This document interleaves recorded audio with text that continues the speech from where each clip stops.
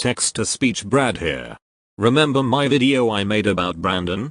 The guy who made the Persona 5 fanfic series? The guy who got into deep trouble for being racist and sending an NSFW video in a server full of minors? It's that guy I'm going to be talking about once again. Just pretend this video I made horribly never existed, okay? Okay. Before we start, I recommend that you take note of this, but I changed my scripts regarding on what happened in each issue, so yeah. I also changed my background time to time to get the aesthetics. I'm not impressed with how I made my background, so I just changed it. But originally my video on Brandon was supposed to be my birthday video, but that's about it. Happy late 18th birthday to me. Anyways, new sprites and new script. And before we dive into the video, take note again. The content of the video mentions pedophilia, alleged grooming, racism, obsessive behavior, fetishes, and such more. I highly recommend clicking off if any of these topics are sensitive. Viewers' discretion is advised. Hello once again and welcome back to my channel where I rant about everything. This is a remade video and blah blah blah, let's just get this over with. You've seen a lot of people reacting to Brandon for a while now, and you're wondering if his content is satire. Which, no, it isn't. But I am here to dive down to talk about what he's been doing wrong. And just a quick reminder, don't seek to send harassment towards Brandon. It does nothing but make you look bad, and I don't want you to look like an idiot. Also, I apologize if you're not able to hear me. My mic can sometimes glitch in and out. And if the music is too loud, I highly recommend you remind me. But anywho, let's begin the video. Okay, so let's get to the basic stuff. Brandon self-ships himself with fictional characters. Cool. But what is self-shipping? Well, my friends, self-shipping refers to putting yourself or original character with a fictional character from the media, whether it's canonically or romantically. Some people do it as a coping mechanism, and it does help them a lot.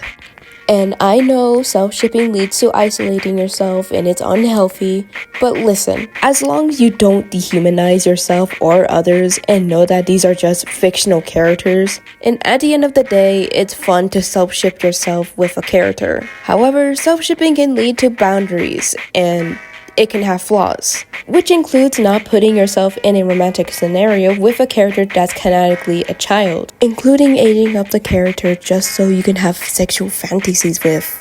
Yikes. For Brandon in this case, he's one of them. You may be asking, what could Brandon have possibly done wrong? Fine, you want to tease? And so can I. What? Excuse what?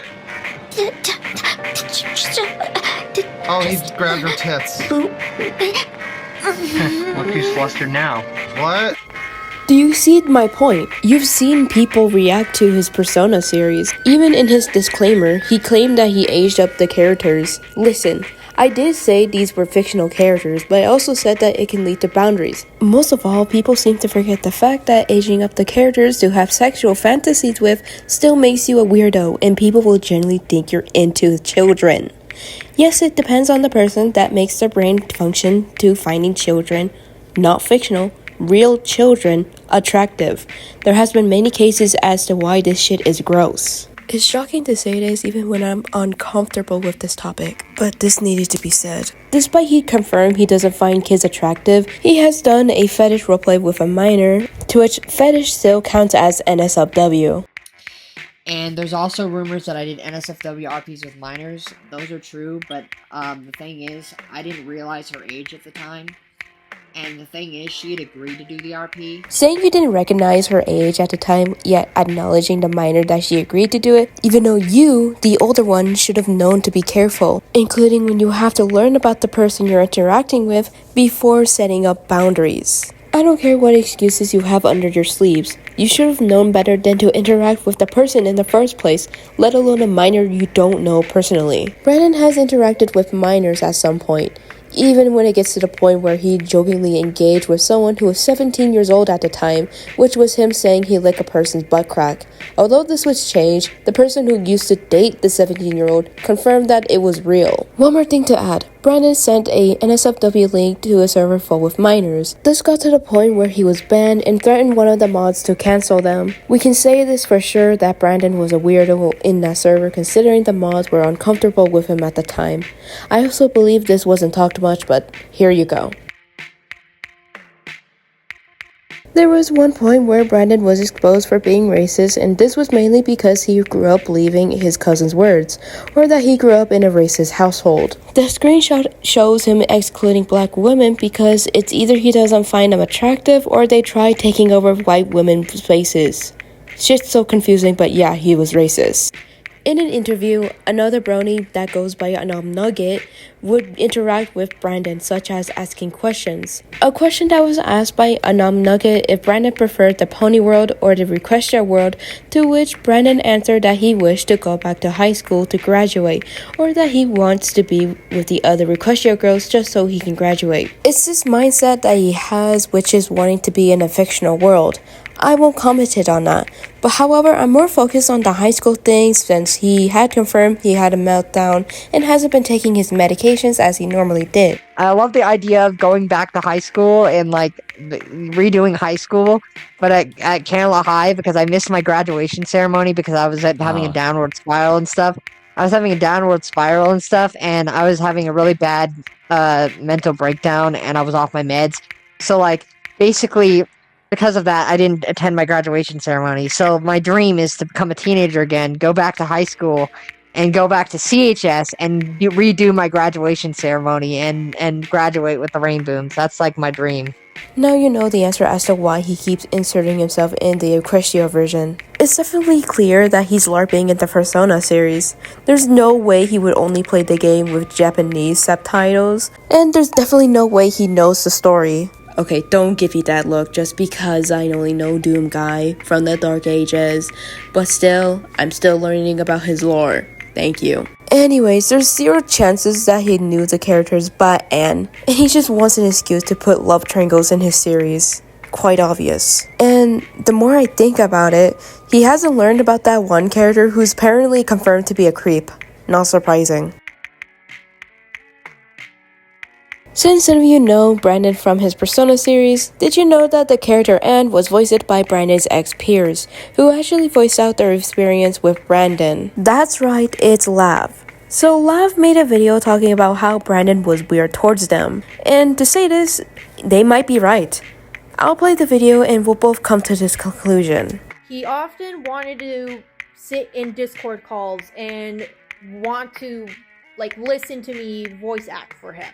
Which I was like, okay, I don't see anything wrong with that. He could provide me with constructive criticism if he felt like that I was doing something wrong. So from this perspective, Brandon has attachment issues, wanting to call Lav and wanting to hear them voice act to him. Not to mention, Lav has confirmed that they were paid poorly by being given 20 points on DeviantArt, which means 20 cents. Yikes, this man is paying his peers poorly. It also appears that Brandon has made a response video to Lav's video, so I won't be going over it. Maybe in the future I will, but for now, just leaving it as here. Although I said my prayers that Lav is okay. All we know is that they're doing okay after their friends told them about Brandon.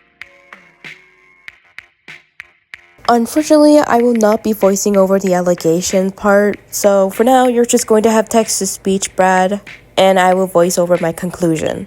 Okay, so there is a creator who goes by Ryan on Wi-Fi who falsely accused Brandon of being sexual towards a 15-year-old boy in order to target other pony YouTubers to cover the situation. For example, Crispy. Later on, Ryan on Wi-Fi confirmed the video was fake and it was all just a troll. Crazy work. Another allegation was that Brandon owed a fetish account which turned out to be a troll account. Last allegation was when he was falsely accused of being a freak for wanting a Philly version of Starlight Glimmer drawn sexually, and wanting Apple Bloom to be drawn sexually. This was later debunked. Okay, so I'm done ranting. Moving on. In conclusion, Brandon is a weirdo and I highly recommend not to reach contact with him.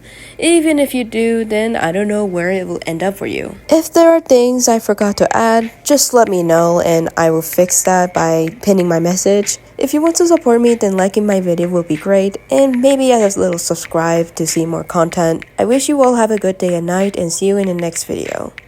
And at least let me hibernate.